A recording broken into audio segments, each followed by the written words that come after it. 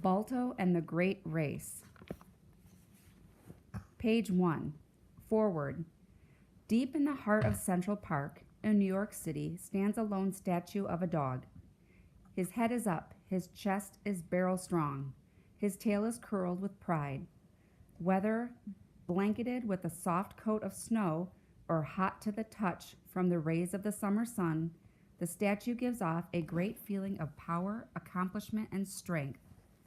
People walking along the path slow down as they come upon the statue. They stop and look up at his strong muzzle and powerful paws. Who is this dog? A plaque at the base of the statue tells people a little. The dog's name is Balto. He was a Siberian husky. His hometown was Nome, Alaska. The last 3 words on the plaque are endurance, fidelity, intelligence. Looking from these words back to the silent, wise face of Balto, one wants to know more. Who is Balto? Why is he remembered and talked about to this very day? And what could a dog from Alaska have done to deserve a statue in New York City? The answers to these questions make up a story worth telling and retelling. A wonderful story, a true one. To find out about Balto, we must turn back the clock to the year 1925 and travel to Nome, Alaska. Part 1. Chapter 1. Nome, Alaska. Nome began as a frontier town in 1899 when gold was discovered nearby. Once the gold ran out, most of the people left too. Even today, there are no roads linking Nome to the rest of the state. Alaska became a state in 1959. It is one of the largest states, but it has fewer people in it than almost any other state in the country. Outside the big towns and cities, houses may be hundreds of miles away from each other. The year 1925 was a good one to be a dog in Nome, Alaska. There were many opportunities for a strong canine with powerful legs and a healthy set of lungs. Racing dogs could pull their sleds clear across the state through some of the most beautiful and deadly landscape in the world. Every Alaskan dog with a breath of life in him dreamed of running the great northern sled races. Purebred Malamutes and Siberian Huskies, like Balto, were the sled drivers' breeds of choice. But even a dog who was a mutt mix of 8 breeds could be a sled dog. Sled drivers, known as mushers, could look at a dog and know in an instant if he was a natural for a team. And a dog with the right personality and skills could be chosen to lead a team. The world of dog racing is one of the rivalry and competition. Even today, it is a favorite sport in Alaska.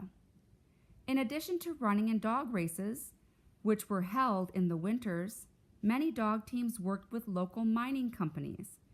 They carried men and supplies where they were needed. The Northern Commercial Company even had a system of dog teams to carry and deliver mail throughout Alaska. Balto's owner was Leonard Sapala. He trained the sled dogs and worked with his dog teams for the Hammond Consolidated Goldfields Company. For men like Sapala, working for the company was simply something to do between dog races. Sapala and his dogs had run almost every dog race organized in Alaska. They won again and again. Sapala's team held the record for the fastest time running from the town of Nenana to the city of Nome. In putting together his racing team, Sapala used his favorite breed, the Siberian Husky. Sapala always tried to convince the mushers at the Nome Kennel Club that the Siberian was a superior breed and a faster racer. The breed could be traced back over 2,000 years to Siberia, which lies across the Bering Sea from Alaska. After hundreds of generations working with people as guard and work dogs, Siberian Huskies have become a gentle breed. They are known for their great devotion to their owners. One of Sapella's favorite dogs, a Siberian Husky, of course, was named Togo. When Togo was just a puppy, he had broken free from his pen and followed Sapella as he set off on a trip one night.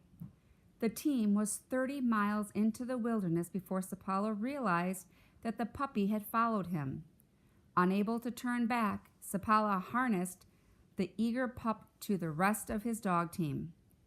As young as he was, Togo showed himself to be a talented lead dog. From that day forward, he was a highly prized member of Sapella's team.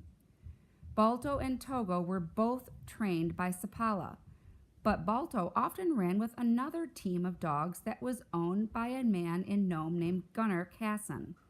Casson was a very good friend of Sapella's. The two men had an agreement that Casson could borrow Balto whenever he needed him. This agreement was about to make a difference to a lot of people.